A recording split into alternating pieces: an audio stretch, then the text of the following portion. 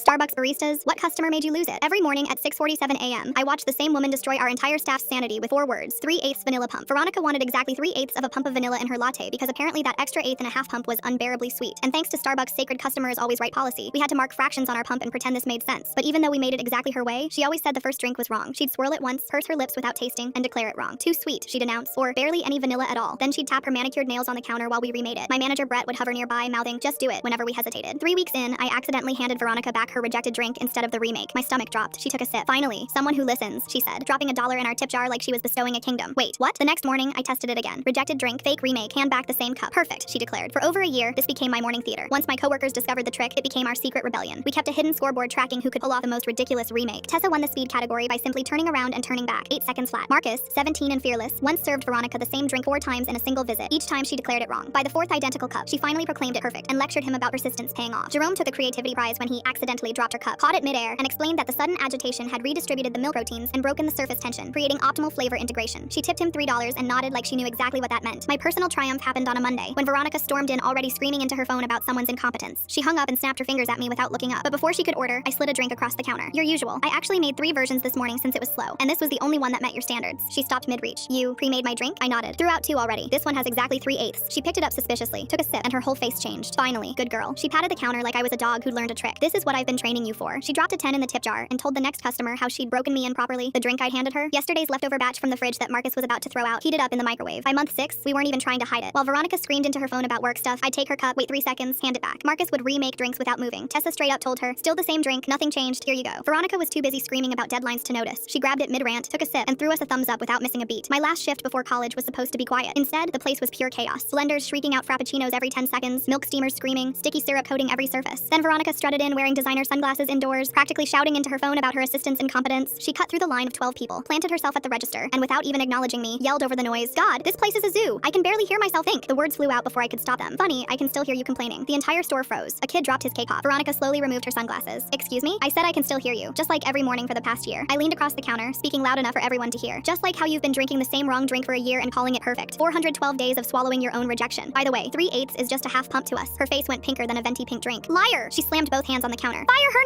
now!" she screamed at Brett, who just walked out of the back. "She's lying to humiliate me. I spent thousands here." Brett, who lived by the employee handbook, knew firing me would tank his quarterly review. He cleared his throat. "Ma'am, today is her last shift anyway." "That's it?" She stormed outside with her phone, pacing the sidewalk for 2 straight hours on hold with corporate. We watched through the windows as she gestured wildly at no one. After her call went nowhere, she marched back in, hurled her sunglasses at the window where they shattered on impact, and screamed, "I will never come back to this location." Then she ran to her white Mercedes and sped off. I worked my last 2 hours with the biggest smile. A month later, Marcus texted me, "She still hasn't been back. We're free." I'd given my coworkers the ultimate gift, a Veronica-free workplace. And me, I got the perfect last day.